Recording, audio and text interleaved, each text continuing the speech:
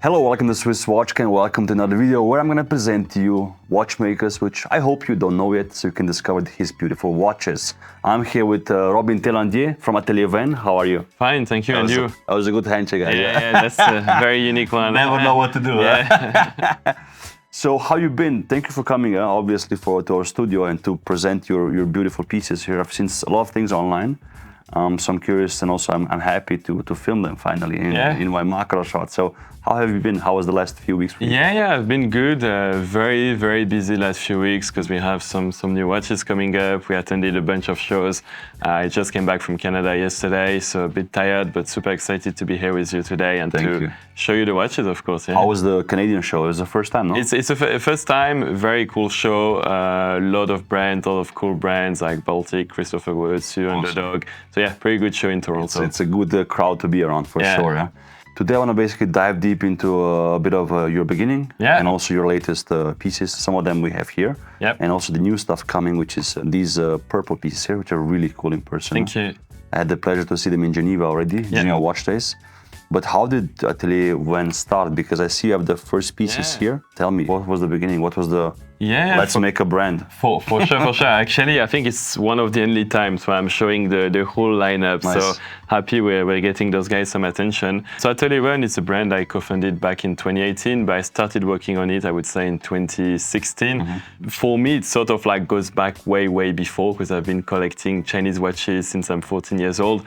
And the primary reason for that interest of mine was initially purely budget. You know, it's like I was 14 years old, I wanted to get mechanical watches. As a kid, I couldn't buy even like a Tissot or a Hamilton, so I discovered online on forums, Watch Music, not to name it, like vintage Chinese mechanical watches, and I sort of got hooked. And as time went by, I got a lot, and then I sort of got a lucky moment, which is when I was studying in China in Peking University.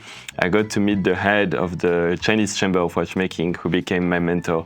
And this person took me under his wing, and for 1 year we went to visit most of the movement makers, the artisans, the craftsmen. I mean, that was pretty cool, and for me that was really a sort of light bulb moment, because I mean, obviously I knew about the quality of the watches. I was getting quite a few of them, but for the first time I got to meet the people, and I could see the passion, the dedication, the fact that for them, you know, this job would be their life, you know. And it's almost the same discourse that you find here in Switzerland, where they tell you about, oh, those watchmakers have been here like forever, and they live and breathe watchmaking. It was the same over there. And this is when I had this idea, oh, you know, it would be so cool to make a brand that would showcase this aspect, that would showcase the craftsmanship, the cultural heritage, all the sort of humanity behind watches. And so I started working on it when I was in my last year of university of bachelor in the UK, so in 2016-17. Basically, my co-founder did the same exchange as me. We had come back to the UK, all our friends had graduated, and we were a bit bored, so we started working on that. Initially, it was a bit like a thought experiment, where like, oh, how would we name the brand, and what kind of designs would we do? But then gradually, it sort of became more and more real. Through my connection, we got people to make us prototypes for almost free, and then we had gotten designers beforehand. And then when we had finished our masters, basically we had this watch here, which was ready, which was our very first prototype.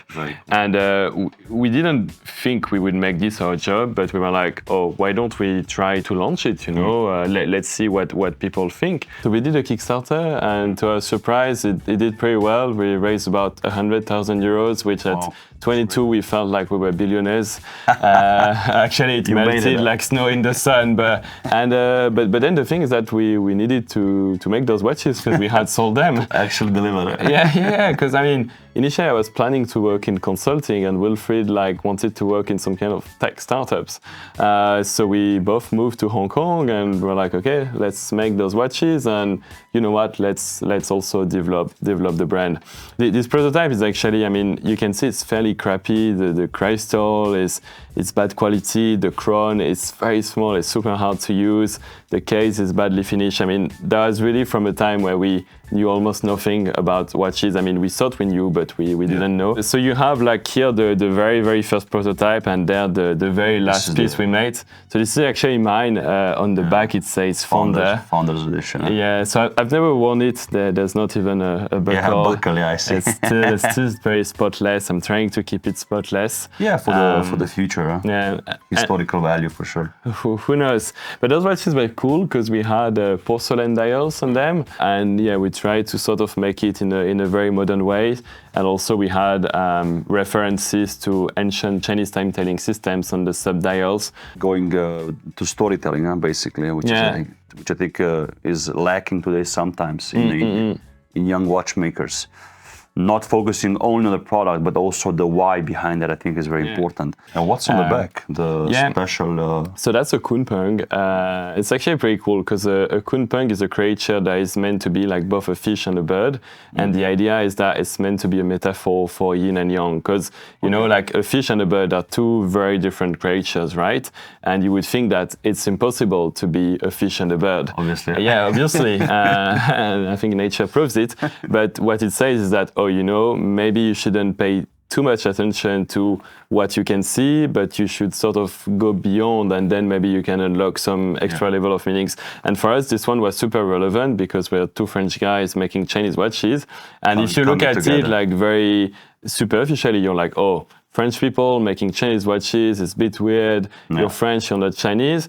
But then we're telling them, you know what? Kind of try to go beyond that, and then you'll see like the meaning we're trying to create. So then I think what most people know you for is the perception model. We have a few on the table here, a few collabs and a few novelties here, which you're going to launch basically by the time this video is out. So how did you come to this design? The bracelet, the case, and also the case back, and you put a lot of emphasis on guilloché. How did this come together? So actually the perception was really not a smooth journey to make. It took us so much time because we started working on this watch in early 2019 and we only released it in April 2022. So it took like about 3 years to bring to market.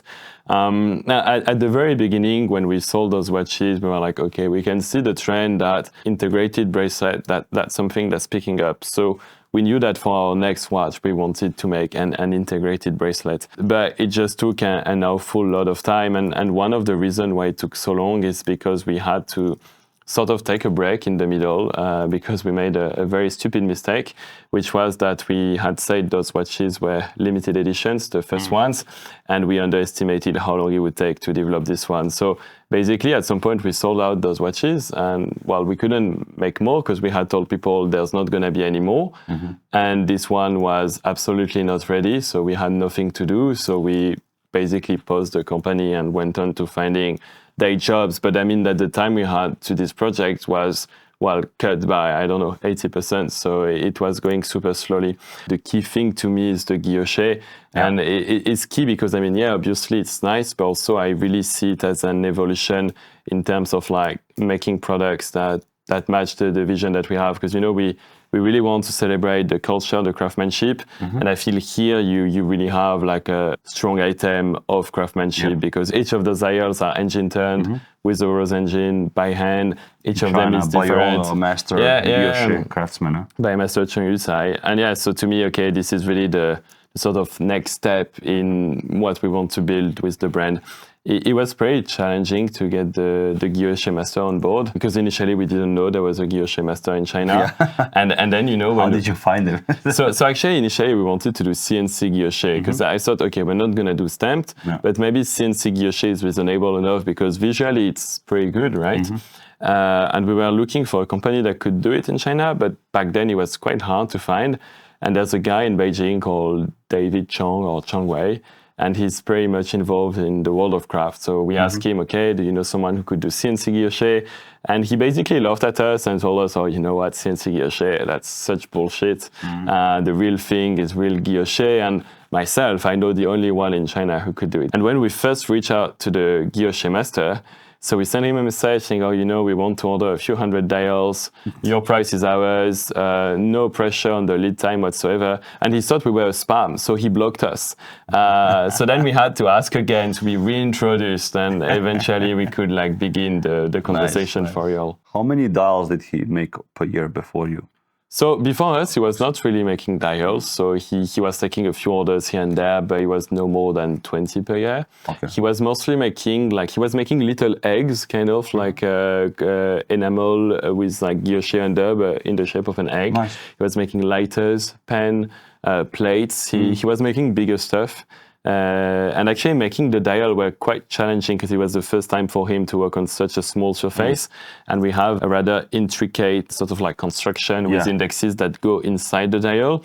And we had some pretty tough like tolerance issues with that because it needed to be really, really accurate. Otherwise, the indexes would not be able to go into, or there would be a gap.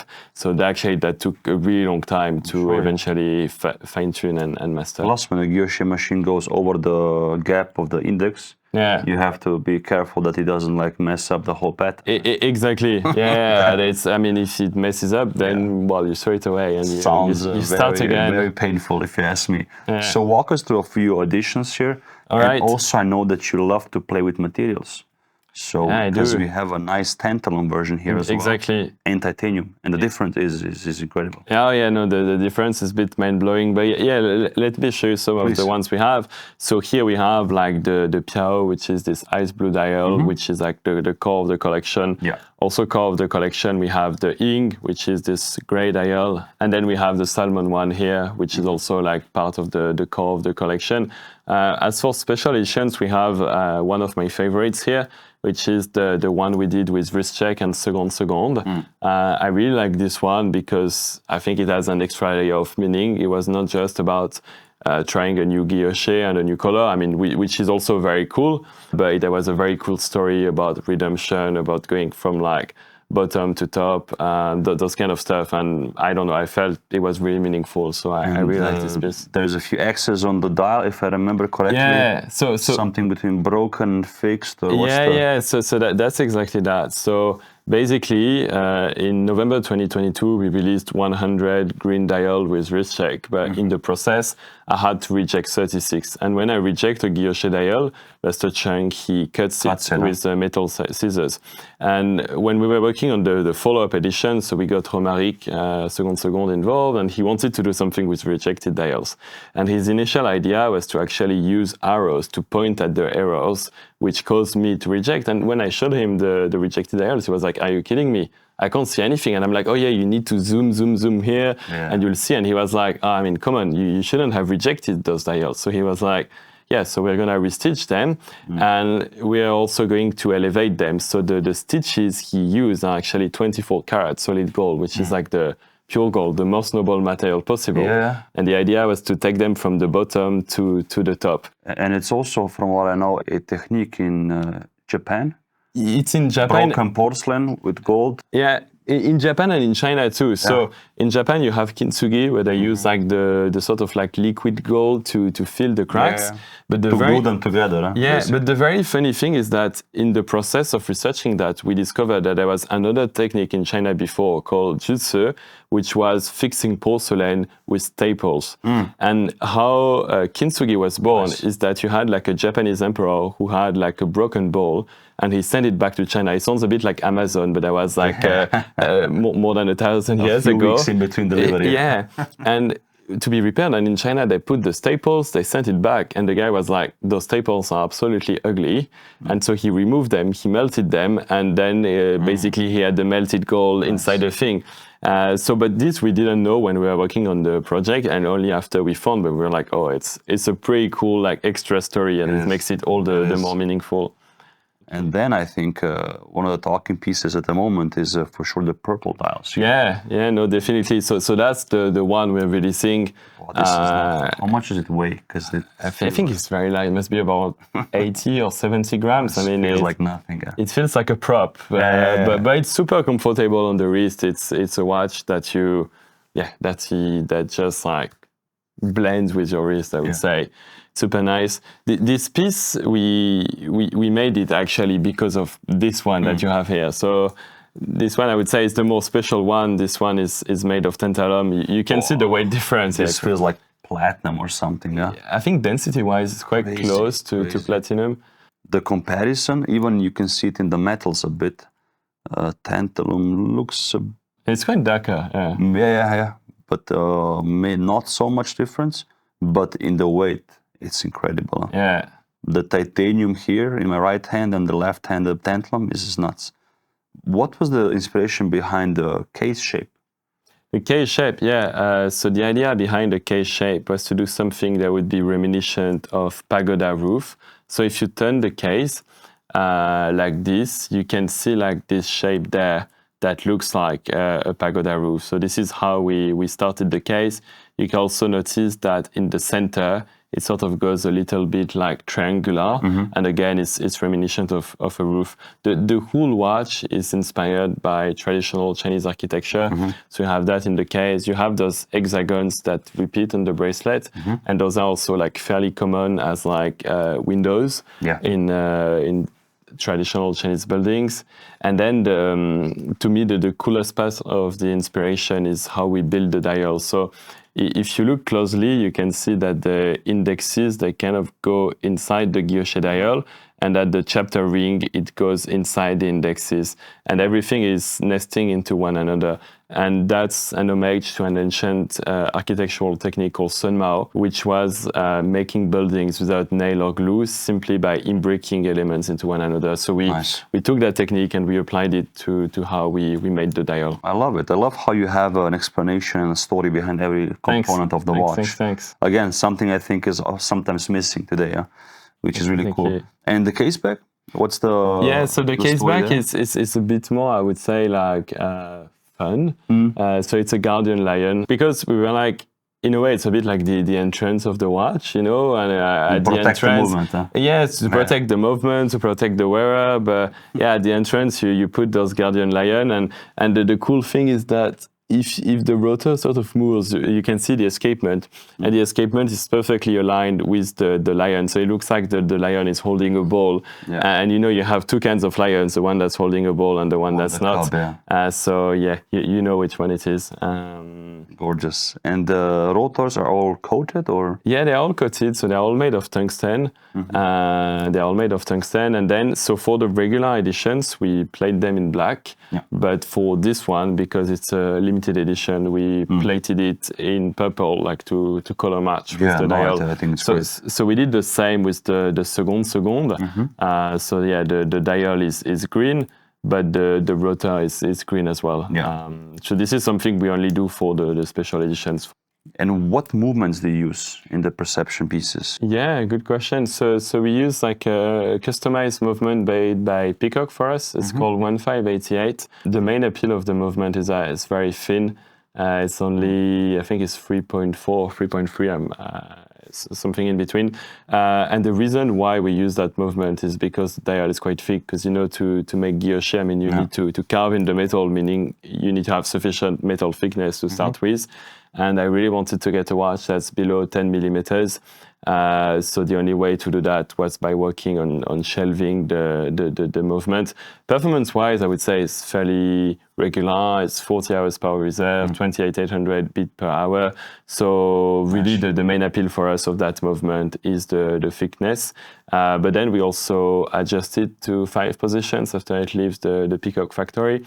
And we adjust it to also heat and cold. So it tends to be quite accurate. And it's very thin. And by having that, you know, we didn't have to compromise on water resistance. So the watch is actually 100 meters water resistant, despite being only 9.4 millimeter thick. So I assume many people have this as like a daily watch as well. Yeah. Basically, it's a go anywhere, do anything kind of watch. You can swim with it. You don't need to baby it. You know, it can be worn. So, question, because I know a lot of pieces that you made are sold out, or special editions. So, which watches are actually available to purchase? And also, what's the price points of titanium and tantalum, just so people can gauge a bit, you know? So the All the previous limited editions we did, they're all sold out. The porcelain ones are also sold out. The regular pieces, the blue, the salmon, the gray, those we make continuously, so those can be purchased. And then the titanium purple, this one is at a slight premium versus the regular one, so it's $3,588 US. The regular ones are $3,288 US. That's $300 difference. And the tantalum? So the tantalum is not for sale.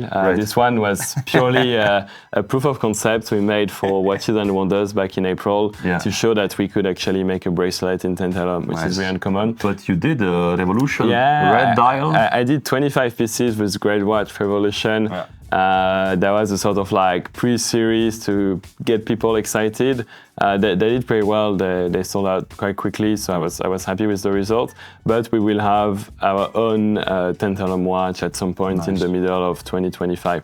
The really cool thing, though, is because this watch was born out of the tantalum. You know, we made the purple dial just initially to set aside the tantalum prototype. And people in Geneva were like, oh, we like the purple dial, so we decided to make it. But as a kind of like nod to its origin, we'll randomly select 3 people who buy the titanium, and instead we will give them a brand new unworn tantalum prototype with the purple dial. Oh, nice. And those watches are never gonna be for sale, so... you'll surprise them, basically. Yeah, it's a bit like Charlie and the Chocolate Factory, if you may. To get the golden ticket. Also the tantalum ticket. I hope they like it, because if they want to have a light watch... I mean, of course, they can always return it and ask us for the light one, but I think it's very fun, and to kind of push the joke a bit further, we actually made tickets out of tantalum that we're going to be putting in those boxes. So if you feel your parcel is like 5 kg, then maybe, okay, you've received, this one. The other one, huh? Yeah. So tell me, what's next for you? What's your goal? Want to focus more on design, or you want to go also into complications? Or So what does the future look like? So, I mean, for us, our goal is really to become that brand that celebrates the Chinese craftsmanship and the Chinese culture. And the way we think we're going to achieve that is by making increasingly ambitious watches. So we have a bunch of new series in the pipeline, and I think they are all a step forward because of the craft they use, because of the work we'll be doing on the movement. I'm not so focused on complications because, I don't know, I feel like complications are... to me, it's purely a feature, and then it can be always replicated at a cheaper cost. But what I'm focused on is really the things that come from the skills and the craft. So the movements we work on, their main differentiating factors will be the finishing.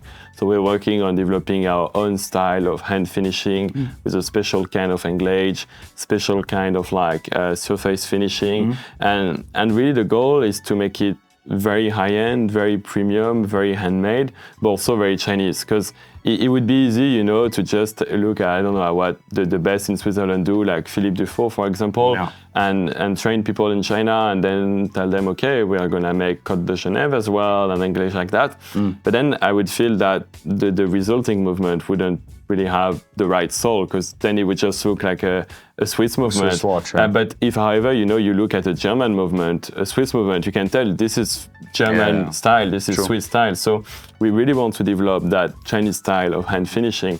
And it's a bit of a challenge because, you know, there's no reference points. What is it? What is it? So it's both a challenge, but also it's pretty cool because you sort of get to say what it is because there's no track record. So if we say, okay, this is going to be the Chinese style, who knows, then maybe in 50 years, that indeed will be the Chinese style, and everyone will be making that. So that's one thing we're working on the movement, and then increasingly ambitious craft. You know, we take enamel. Of course, we can do cloisonné like many brands, but what if, you know, we go down to the core of the skill of the craft and try to do something that has not been done and that is very modern. So those are the questions we ask ourselves and what we're trying to do. Very interesting, huh? I'm curious to see where the road is going to take you. Yeah, me too.